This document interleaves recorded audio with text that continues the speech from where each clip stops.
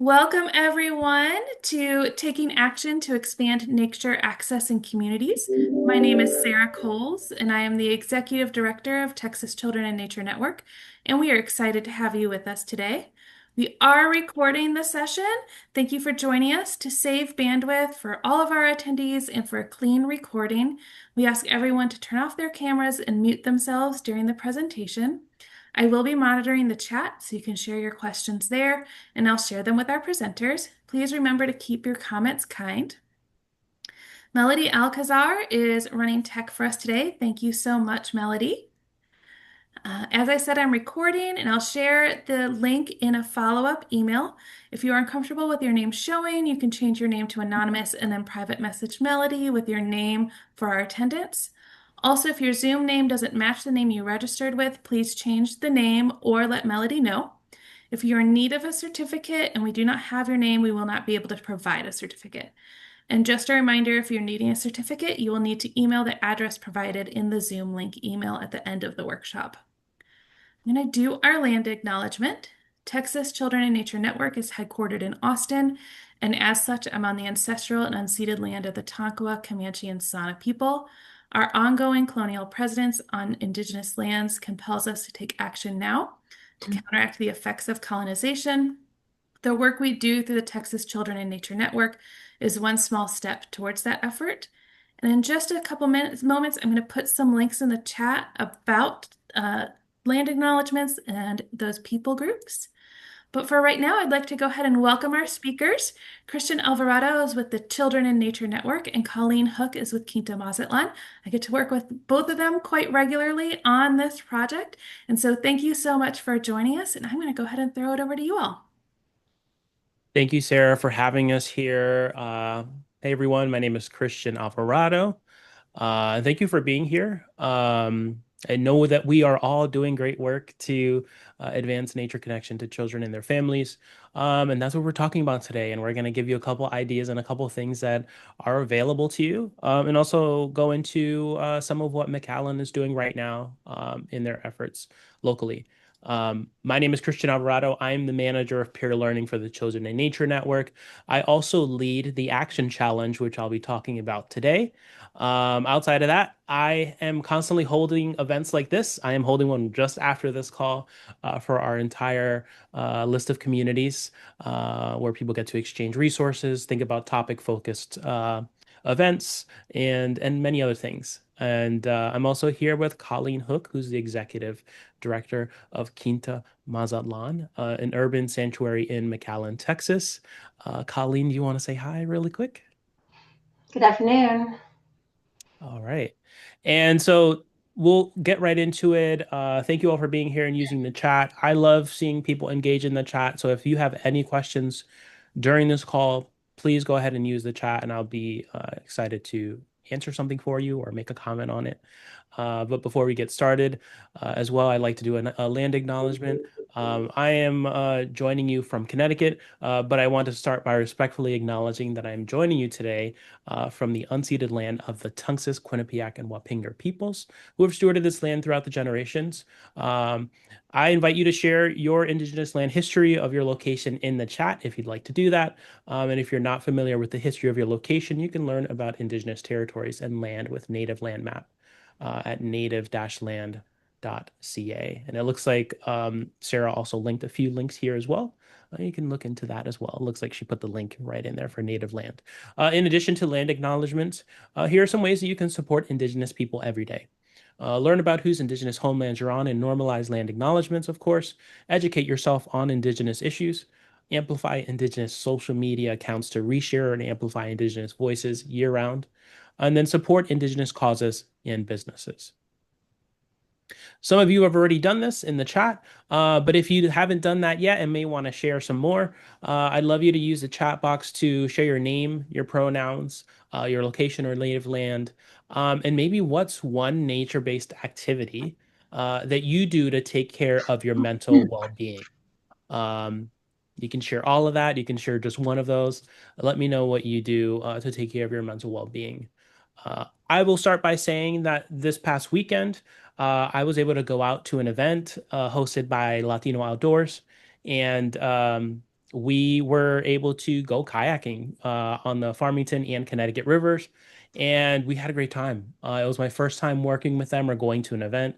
I just really appreciated just being out there, enjoying the weather, being on the water, getting my feet wet, getting my shoes wet, which was not great for the first step, but I enjoyed it after that.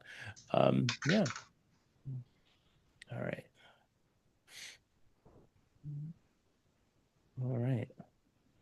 Leave it up here just for another second. Anyone else want to share any nature-based activities? Melody says, early morning walks with my dog when I can. Yes, that's great.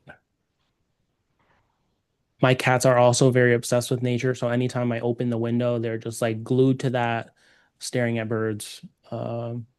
See nature journaling, love gardening, beach walks. Thank you all for engaging in the chat. All right. So our agenda, we'll just go through a couple of things here. We're in the middle of welcome and introductions right now. I'll briefly give you some background on Nature Everywhere communities. Colleen will talk about the work that's happening in McAllen. I'll also share a little bit about the Action Challenge opportunity and how we'd love to involve you into our National Peer Learning Network. If we have any time, we'll try to fit in a couple questions. And then we'll do a closing. And I believe Sarah has an event survey, so we'll be able to give you some time for that as well.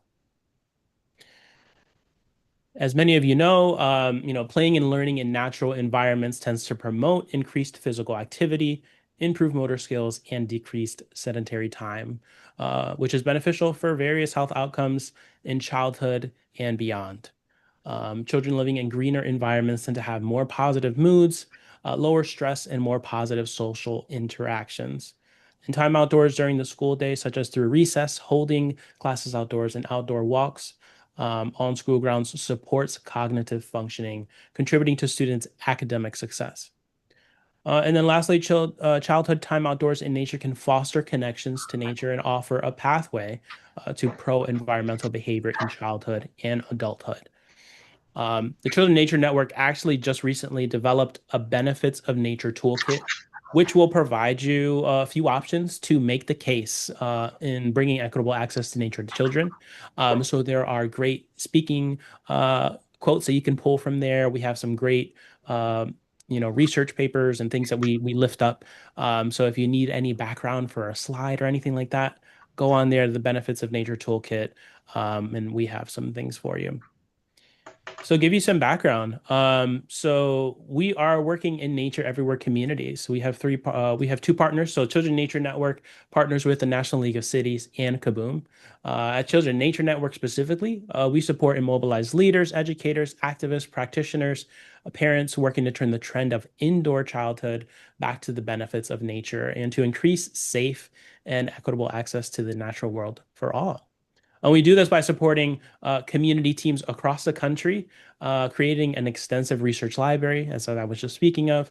And it's the largest collection of peer-reviewed literature about the nature's benefits for children and building partnerships with organizations that are interested in doing this work. So through Cities Connecting Children to Nature, municipal leaders have been advancing equitable access to nature since 2014. Austin is one of those. Melody, we're here for you. We appreciate you. And she's helping us today as well since 2014. And along with our partners at NLC and KABOOM, Nature Everywhere Communities actually launched in 2023. And it's an expansion of that work, recognizing that we need leaders from city government, education, nonprofits, philanthropy, community organizations, and the private sector to drive that systems level change. So what does that look like? We've been doing this since 2014. What does that look like? Well, the good thing is we have a map for that. And I am the one that's putting that map together and I can show you what that looks like. So these are the communities that we have worked with since 2014. As you can see, it kind of is split by initiative and kind of depending on when they joined. It also has areas of focus. What is it that they're focusing on? Is it green schoolyards, nature smart libraries? Is it putting out children's outdoor bill of rights? Are they a policy coalition? So if there's anything that you're interested in putting together, or you just want some examples, what is it that I can do in my community? You can go to our map and select any of these areas and see what everyone else is doing and see what kind of partners they have. It also splits by population as well. So some people are like, "Oh, my community might be too small," or "I am statewide. Does that work for you guys?" We have many, many sizes of population, and we always welcome anyone. So our current map of communities, this is our peer learning network that I was talking about. So you'll find the teams and what they're working on. And it just shares a little bit more about the work. It kind of gives you a visual of who's on the floor, who's on the ground, who's doing this work, and what part, who's on the team, basically. And then, as you can see, there are some pins in Texas already. So some of the pins that are in Texas are McAllen, FAR, Uvalde, San Antonio, Austin, Houston, Fort Worth. And I do want to say that if there is already a pin, that does not mean that you can't work with us. We accept people from the same city, the same town, the same region. So if you're interested in working with us, when I talk about the action challenge a little bit later, we are always welcome to having you there. That is just some background on kind of what I do a little bit with Nature Everywhere communities and kind of where we are on the map. I want to hand it off to Colleen to talk about the work that's happening in Texas in McAllen. So I will pass it off to you, Colleen. Thank you, Christian. In terms of taking care of my mental well-being, I wanted to share some of the beauties that we see in our urban sanctuary daily. This is the beautiful tropical green jay. And just hearing their song and the songs of chachalacas and the cicadas in the forest reminds us to be grateful, and I'm grateful to have this opportunity with you today. Next. A little bit about who Quinta Mazatlan is. This historic adobe home was owned by two families, each 30 years in the 1930s. Jason named his home Quinta Mazatlan, so he had a vision that it was going to be bigger someday. Second owner, 30 years, and then the third owner, the City of McAllen. I work for the City of McAllen government agency, but we also run a nonprofit organization for fundraising. We opened in 2006 as a mansion with a mission, bringing partners together focused on what we call the 3 E's: education, ecotourism, and the environment. And in Texas, you don't want all the land, you just want the land next to you. So we've continued to grow Quinta Mazatlan, and next year we're opening a Center for Urban Ecology in partnership with the University of Texas, Rio Grande Valley. Next. So in our short presentation today, I'm going to highlight Quinta Mazatlan's 5 key initiatives. One of them is partnerships. We have an amazing partnership with Children in Nature Network. It's brought us a long way in a short period of time. From day one, we worked on environmental curriculum. That was our first priority when we opened Quinta Mazatlan. We knew we had to grow young stewards. We also knew that we had to grow plants outside our urban sanctuary, so another project is Tiny Forests. The fourth is our outdoor learning campuses, which I'll be spending most of the presentation on today. And then the fifth is stewardship in action, which is really all the above, working with people, programs, and creating a sense of place. Next. So Nature Everywhere Communities is a wonderful initiative. You can design your own program, your own timeline, but receive amazing benefits. One of the cool benefits is to be able to go off to a conference and to meet organizations and people across, just not the United States, but the world, doing similar projects, writing books, getting contacts, sharing documents. It's an amazing resource. We've received amazing support cross-sector, developing our teams. I never realized how important cross-sector teams are before I started working with Children in Nature Network. Tools, funding opportunities. As Christian said, he's got a call next on funding opportunities. And then, of course, action plans. Having a national organization help you stay true to your action plans and have monthly meetings. is amazing to advance your agenda. So that's our first initiative. Our second initiative, next. As I mentioned, we partner with our school districts. From the day one, we started with a third grade school contract where every third grader came to Quinta Mazatlan.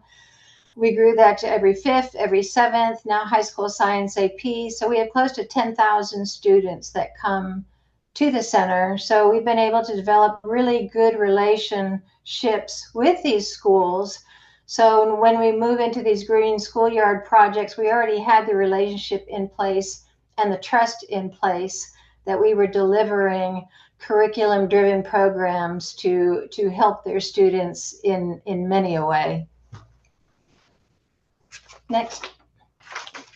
Our third initiative, I mentioned, not only are we taking care of this urban sanctuary, but we're wanting to transform McAllen. Many people come to our urban sanctuary and say, "God, I wish more of the valley looked like this." And so that's really an important goal of ours. And we started with, we do an annual gala, and we raised $40,000 at the first for this one specific project to put in a tiny forest at a school campus.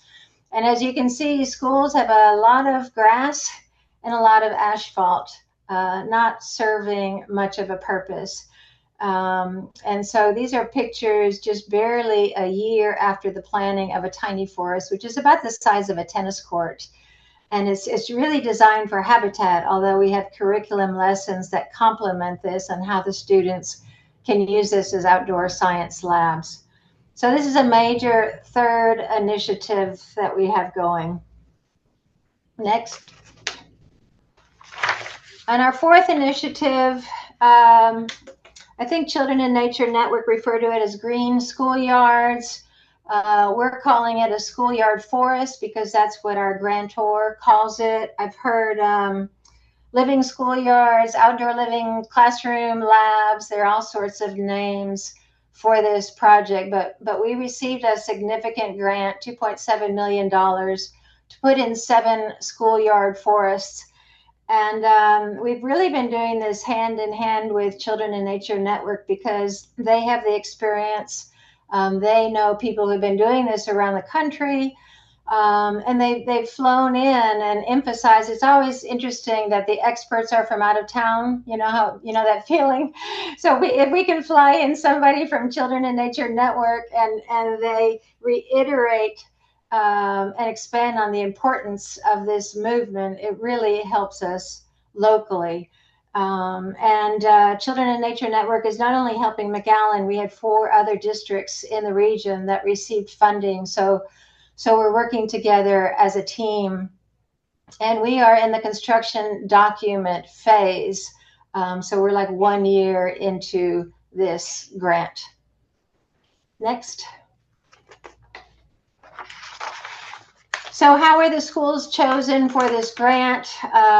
Texas A&M Forest Service used a CGES tool where they put in the 18 elementary schools and chose the ones that had the least canopy, the lower income. And so these are the top 7 that had the greatest need. Average 11% tree canopy, and the goal of this grant is to bring it to a 30% tree canopy. Next. When we approached the schools about accepting this grant, the grant required that the schools sign an MOU saying they wanted these outdoor learning campuses and that they would maintain them. These are the areas we highlighted in terms of the benefit of these outdoor learning campuses. Increased enrollment. These schools are all competing now with one another on enrollment. Improved attendance. The opportunity to go out to an outdoor classroom is huge for children. Obviously, boost academic performance with the curriculum, improve social emotional development, and increase physical activity and creativity, giving the teachers creative ways to teach science and biology and sustainability. And Earth Economics has proven records saying for every dollar invested, the return is at least threefold when you're trying to convince the school districts that the possible extra maintenance or whatever new is coming around the corner is worth the investment. Next. We hired a landscape architect, Hefner design team. We spent 2 to 3 to 4 hours at each campus with the principal. The principal brought in their safety crew, their science crew, and basically we left with a drawing of where they wanted the elements of their outdoor learning campus. We wanted them to choose based on their flow, based on their security, based on their wishes. So this was their design. So this is a photograph at all 7 schools after the powwow with our key stakeholders on where we were going to place the elements. Next. Following the visits at the schools, we had a 4-hour workshop at Quinta Mazatlan. Children in Nature Network flew in for this. It was very, very impactful for them to see that this wasn't just a McAllen thing or a Rio Grande Valley thing, that this was a nationwide vital effort going on across the country, and we needed to get on board. You can see our cross-sector leadership team, Hefner design team, Parks and Recreation. A lot of these schools have open campuses after school. The school district, the Forest Service, Region 1, Children in Nature Network. Again, it's something I've learned from Children in Nature Network, involving the entire cross-sector in all the meetings. Don't say, well, we'll get to you later. No, bring them in at the very beginning for the buy-in. Next. So while each of the 7 elementary campuses have a unique footprint, and each one has a certain area that's going to be open outside as a public park, some are 100% enclosed by fences. They're all going to receive 8 key features. The tiny forest, which is, again, is just habitat about the size of a tennis court. Trails and signage for students just to be able to walk and go for a peaceful walk like we get to do every day to Nature Center. A budding botanist corner where the students can actually plant and get their hands dirty. Outdoor tiny library, a natural play area, some cultural areas. This is a wiki up for our area is sort of a temporary shelter used by the indigenous people. And then we created a learning hill at every campus. We wanted the students to we wanted the teachers to really use these spaces. So the learning hill could have 10 students journaling, or it could have 60 students doing a ceremony. But again, getting them outside, we found that a lot of events took place in the cafeteria and the gym. And so how can you get the students and the teachers to use the outside? And then the last one, not the least, is the curriculum that's part of this contract. Next. We featured our native trees, our top 10 native trees on all the campuses. And then, of course, our educational signage will complement this. We would love for every child to be able to name 10 trees, 10 native trees to the area. Next.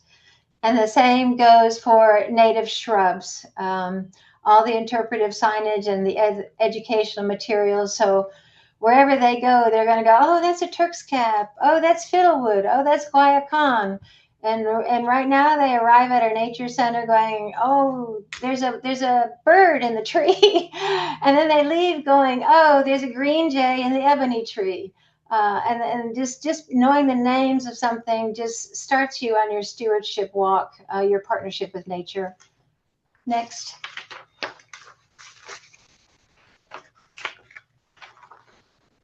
So our investment with McAllen Independent School District is long-term.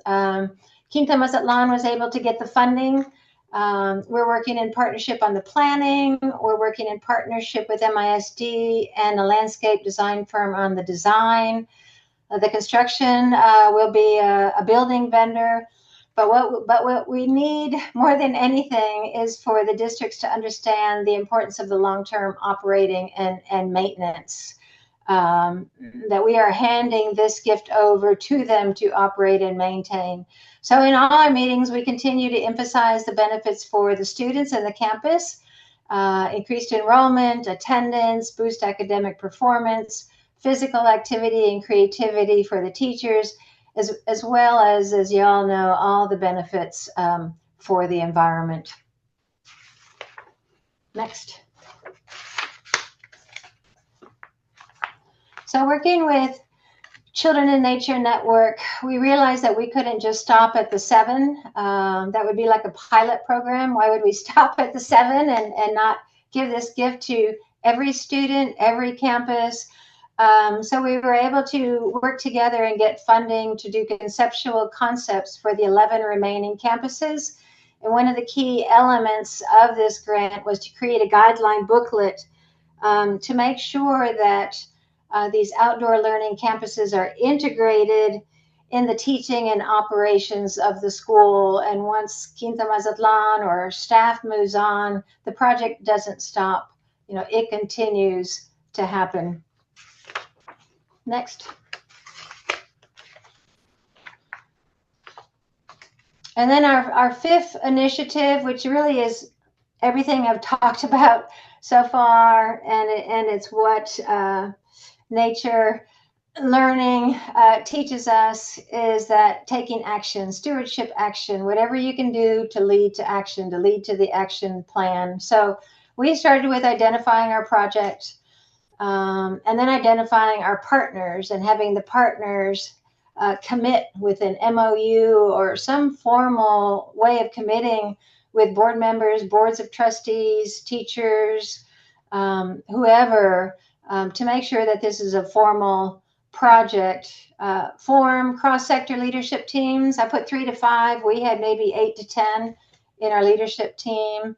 Monthly meetings. This is critical. We all get really busy, but those monthly meetings keep us on target and keep us reminded of the ultimate goal. Learning together is fun. You can go kayaking together. You can go birding together.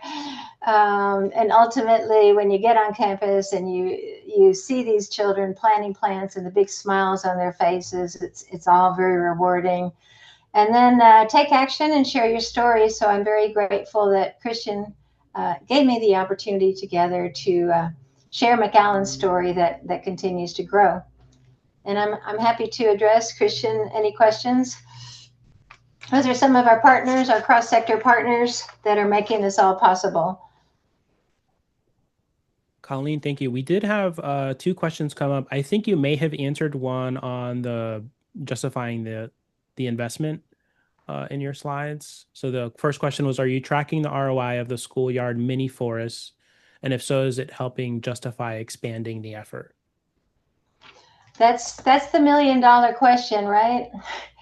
The return on the investment. And we're really new to this. Our tiny forests were planted in 20 and 23, and our schoolyard forests, our grant, are actually going in 2027. So we don't have an ROI yet, and we don't have a formal way of tracking. For curriculum that takes place on our campus, our teachers track increase in certain questions that they've asked us to target, and an increase in test scores. So from curriculum, we have that aspect. I think the percentage of these campuses being used right now, we're told they have a 15-minute recess and they go outside. So if we can prove that the teachers are going outside more and using these outdoor classrooms and these outdoor labs, tracking the percentage of use, we hope it's going to get to the point where they're fighting over these spaces and they have to reserve them in advance. And so that's a sign of success as well. And then, of course, we as biologists are going to document, what you've seen on this grass asphalt area in terms of butterflies, birds, etc. And then 5 years down the road, the diversity of species, the flora and fauna present in the atmosphere as well. So I think there are numerous ways to track ROI and welcome suggestions. And then the other question that came up was they were curious to learn how you're managing the TEA fencing requirements and public access. So the fencing requirements are there. And so some of the teachers wanted some of the key features inside the fence. And then other areas, they were okay with some of the features being outside the fence. Outside the fence for most of our schools was the track field. And so the track field was where we put the tiny forest and a lot of the habitat and the interpretive signage. So students, rather than just walk on a track, they would go on a nature walk on the track. And so now there would be shaded areas. Some of the amphitheaters were outside the fence. Some of the amphitheaters were inside the fence. But it was really up to each campus to direct where they wanted that placement. And you just have to accept where the fencing is and realize that that's their requirement. All right, those are the ones that we have for now. We will have a Q&A just in a little bit as well. Okay. Colleen, thank you so much for sharing your story and the story of your team in McAllen. I think I really love the visuals, so I appreciate everything you and the team might have done to put this together. It's really great to see Thank you. everything that you guys are working on.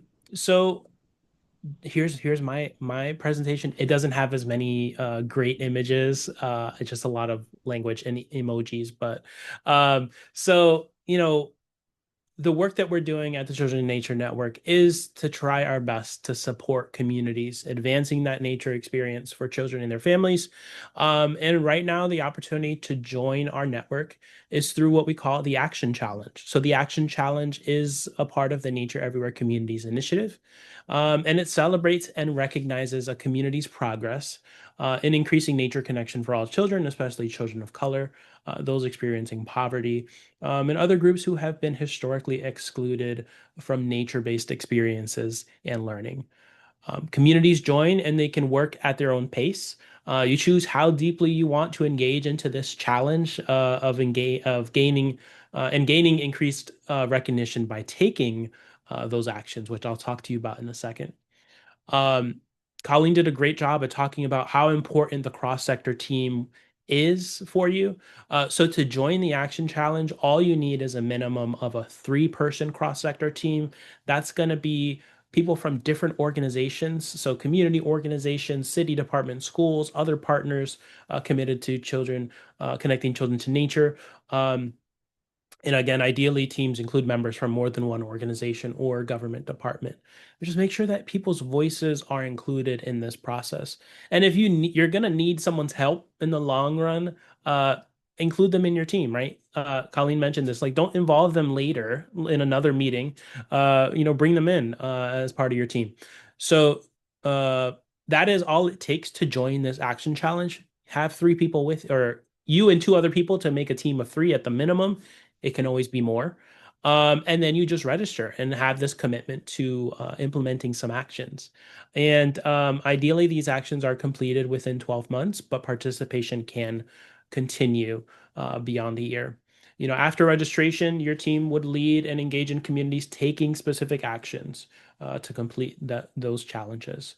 And so a couple things here that I'm sharing on the screen, another thing is that you are a part of our national peer learning network of communities. That big map that I showed a little bit earlier, I host, it changes very frequently. Sometimes it's that we add more and more. So right now we're hosting 2 separate events on a monthly basis.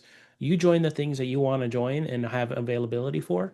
One of them is a lunch and learn where it's more casual. There's no presentation. It's time for you all to exchange resources, exchange ideas. Hey, do you have an agenda that might work for this? We let our community teams just talk to each other and see what ideas they might like to share or get feedback on. And then we have those theme specific calls with experts from the field or from our staff. As I mentioned today, we're doing funding opportunities and recommendations, but we'll do the next couple ones are on green time, screen time, or the research on recess. And we've done many, many other calls. So a lot is available for folks that are a part of our network. So these actions, I talked about actions. Why is it called the Action Challenge? There's a couple things that you guys have to do. So there are 2 sets of actions. Coalition Builder is one of those those sets of actions. And these are actions that we created based on some of our prior experiences with communities that put them in the best position to make an equitable impact in their community. You now that you've seen some of what Colleen has shared, you'll see some of those similarities here. So each community might have different needs and actions that are interesting to them or something that they may want to do. So partnering with a BIPOC-led organization, again, making sure people's voices are included if you are supporting a specific community that you're involved in. Conducting a landscape scan of relevant policies, stakeholders, programs, and experiences. Is there something that's already happening in the community that you can be a part of or you can partner with people with? So you don't have to start from the beginning or start from scratch. Convening your stakeholders to ensure your community has input in developing a vision for equitable nature connection. Holding a youth engagement event to incorporate youth voice and perspective into your community vision. And then obtaining a pledge of support from a local official, a mayor, city manager, or school superintendent. All of these things are important, but we're not expecting everybody to say, "Hey, I can do all five of these actions." We're really just looking for you to, I'm going to give you the second set of five. There's going to be a total of 10. We're really looking for people to at least be able to do two, and I think that that's possible if you're already doing this work. So keep that in mind. So the other five actions are children in nature connector actions. These are more program specific. So helping your community understand the types of projects that can be leading to that equitable access to nature. So we understand each community, again, they might have a lack of capacity, budget, relationships, or partnerships. And some of these actions might be harder than others. I think a landscape scan is always good to get started with, just because, again, like I said, if there's something that you might be interested in, or you might want to start, then doing that landscape scan might be able to help you get started with that, see who you might be able to work with. And then, so the actions here are dedicating positions in your youth summer employment program to expanding nature connection, expanding a summer or after school nature connection program with a focus on equity, creating and improving policy, resolution, or budget allocation that advances equitable nature connection, adding nature play features in a park, schoolyard, or other public space, or an early childhood center. And then the last one, creating a partnership of at least 3 local agencies to expand equitable nature connection. So those are 10. We'd love for you all to complete 2. One of my managers at Children in Nature Network, we'd like to say, if you want to do a full blackout on the bingo, you can do all 10 if you have the capacity to do that. But we're really looking for folks to commit to at least doing 2 of those actions. So when you register, what are some of those benefits that you're going to receive? So one of the big things that we are making available to every single person that registers for the Action Challenge is we're providing nature prioritization maps. So as you can see, we have a couple examples here. Cleveland, I think the one in the middle is Longmont, Colorado, and then we have Philadelphia. So we offer these maps to identify areas with the greatest needs. So for example, we can show where children have limited access to nature in their neighborhoods, and where would improved access have the most impact. So we have 3 layers on this map. So play space access, that's KABOOM's play space inequity prioritization index. And it estimates areas lacking quality play spaces. Nature access, which is NatureQuant's nature score, measures the amount and quality of nature. And then the last layer is child population. So data from the US Census or American Community Survey shows a percentage of children in that specific area. So the darker colored areas indicate the higher needs, less play equity, less access to nature, and more children that are in that area. So by overlapping all of that information, we can really have your community team think about pinpointing areas that children might need the most help. And there may be the greatest gaps in play in nature access. So thinking about where that need is the greatest. So this is a resource that is available to you if you'd like to join us on the Action Challenge. What else is there? So based on what actions you actually complete, Once you start completing things and you respond to my emails and get back to me and share what you've done, these are a couple of things that we love to support you in recognition with. So recognizing you on that map that I shared. So that map has a pin. People can click on your photos or videos, your website, list your partners. You can give us a bio on the community work that you're doing. We'd love to have you on there. We have created many, many templates, but one of those templates is creating a proclamation or announcement of support, such as a mayoral proclamation. Support in drafting a press release or a one-pager to announce the actions that you've completed or plan to complete. Inclusion in a National Children Nature Network or National League of Cities news feature, possibly a subject of a deeper impact story. Mention or recognition in the National Nature Everywhere Community's newsletter, and then support in a design of a street sign or banner based on what you need, right? Do you do a lot of events? You might have a booth that you always have. We can support you in designing a banner for that table or that booth. Or if you've implemented a nature play feature into a park or a community center or an early childhood center, for example, we can help you in designing a sign that says who was on the team, when was this put here, and kind of the backstory. And to answer your question, Melody, they are not zip code level. Oh, the maps. They're based by location or area, so it's by town. So if we say Austin, he would give us for the entire city of Austin. I hope I answered that correctly. Uh, and then we Yeah, also have we they're also by have, they're by census tract, Christian, oh, not okay. not by zip code. There's an explanation for why they're not by zip code, which I don't remember offhand, but Okay. could share offline with anyone who's interested. Mhm. Um, but the all those modules on the maps that you were sharing are Mhm. census tract. Gotcha. Thank you. Um, and then additional resources. So right now, even before you register, we have built many guides, toolkits, resources. So if you're like, I'm not sure if I want to register for this, I don't have the time, the capacity, I am not going to be upset. As long as you look at some of the resources, if there is something that you want to do, what does it mean to build a successful cross-sector team? What is a landscape scan? How do I do that? Community engagement. I'm looking to do a community engagement event. What do I do? How do I get to that? There are many guides, toolkits, case studies, community examples. That map again gives you some ideas of who's involved in a team. But all of these resources are supporting addressing that systemic barriers to accessing nature. Um, so building the cross-sector team, creating a vision even. So if you're thinking about creating a vision, there's a guide for that. And there are many other things that are available for you. So what's next? If you're interested in joining the Action Challenge, um, this QR code, if you use your cell phone now, will bring you directly to our webpage, which will go through everything I just shared. So if you forgot to take any notes, it's totally good. The website has all of this information, the actions, what does it look like to be on a team? What are your recognition items? Any of those resources, that is all listed there. Thank you, Sarah, for sharing that. That is on the website.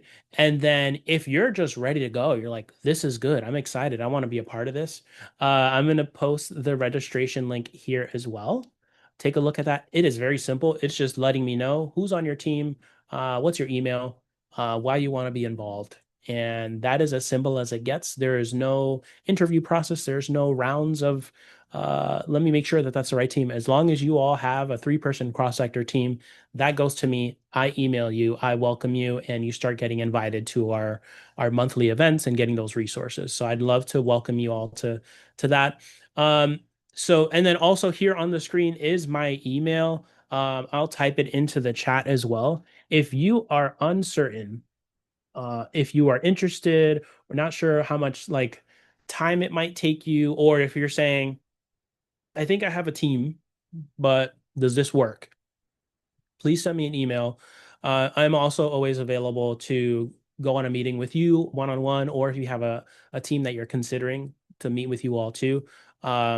I'm available. I would much rather you have a question for me rather than say, oh, I don't think that works. Or I might not be doing the right thing, or I might not have the right team. I would much rather have a conversation with you. Um, so, uh, so these slides I will send over to Sarah, and then I'm sure Sarah has a way to get those over to you. But all of the links that we've shared here will be clickable, and you'll be able to access them. And that is all I have for the action challenge. We have a few minutes here, I think maybe 10, 12 minutes or so, to answer any questions. Yeah, thank you so much. And for the slides, when I send out the recording, I'll also put the slides in that email for anyone who's interested in them. But thank you so much, Colleen and Christian. I think you've gotten most of the questions in the chat, but if you all have any more questions, please feel free to add them to the chat, and I can ask them to the group to give you a second to think. I'm going to go ahead and put the link to our evaluation in the chat. So if you wouldn't mind filling that out, that helps us plan for our 2026 webinars, and then also helps our presenters as well. Many of us on this call are in education, so we understand the importance of evaluation. So thank you so much for that. And then our next webinar is Nature Matters, the Importance of Outdoor Play and Child Development. And I'll put that link in the chat as well. And still seeing no questions. It is that time of year. In case you were not aware, it is summit time. Oh, So yeah. summit is December 3rd through 5th. And this year we're going to be in Bryan College Station. And registration opened on Friday last week. And so if you are interested in attending our summit, early bird is open now. So please go ahead and register.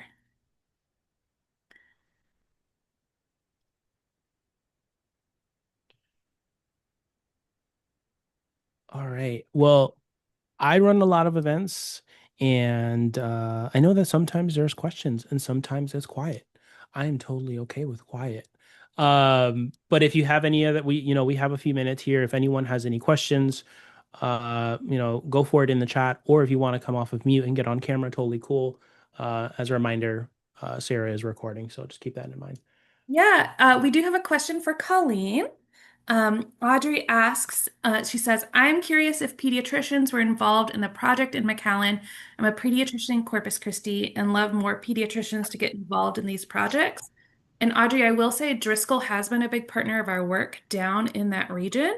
So if you're with Driscoll, we can definitely get you connected with who those folks are there. But I'm going to send it over to Colleen as well.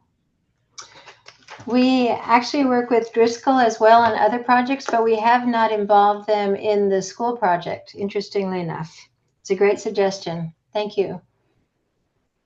And then Linda has a question. Can you address where you get funding? I think that's going to be both for Christian and for Colleen. Colleen, would you want to get started on that one? Sure. We have a nonprofit organization, Friends of Quinta Mazatlan. We have an annual gala, and we had read about the Makira Itawaki tiny forest. And in 2023, we put an auction item up for $40,000, and we had the auctioneer ask for $1,000 gifts to get us to $30,000. And we had over 40 hands go up, and we actually lost money because we didn't have enough spotters. And so just the concept, of a tiny forest and getting nature onto schools just touches people's hearts. It was an amazing, and in 5 minutes we had 30 hands go up, each willing to give $1,000. So that was one form of funding for the tiny forest. In terms of the schoolyard forest, this was a Texas A&M Forest Service grant, and their goal was to increase tree canopies on schools in Texas. So the good news is we got the grant, and a lot of us in the region got the grant. The bad news is we got the grant because our tree canopy is so bad. Um, so, there is funding out there, and you just need to know your facts and figures and what the needs are. And then for us, I don't know if that was directed at us at all, but the Nature Everywhere Communities work is funded by Freedom Together Foundation, the Pisces Foundation, and the Kresge Foundation. We also get funding from membership and other donors as well that work on the Nature Everywhere's work, but other spaces. We have our annual conference, our research library, many other things as well. So different folks in different spaces, but those are just a few.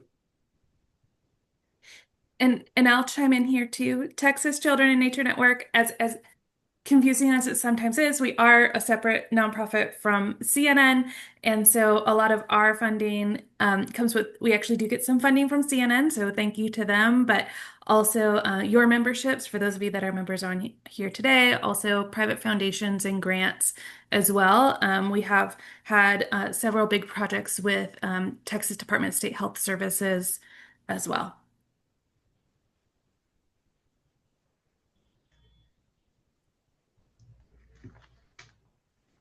Okay, and it looks like that is the end of our questions. Thank you so much, everyone, for joining us. I really appreciate your time today. Um, Cynthia says it's been amazing, wonderful presentation. Thank you so much. Um, Thank you, everyone, and have a fantastic rest of your Wednesday. Thank you, Thank you, everyone. Sarah. Thank you, Christian. Thank you, everyone. Bye.